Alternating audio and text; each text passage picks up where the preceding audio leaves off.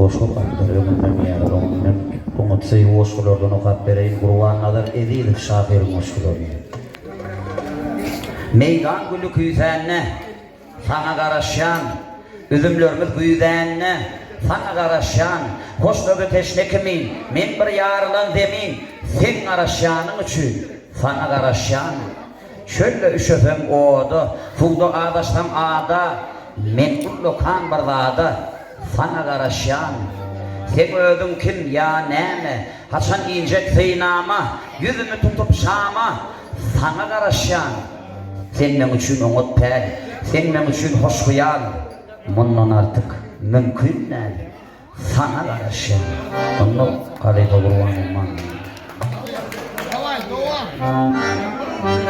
Bahar gün, bahar yağlı, dünyar bravo, gelindi, arzular, anat verdin, anat bildin, kalbime, dünyana koy, müdürlerde, batı.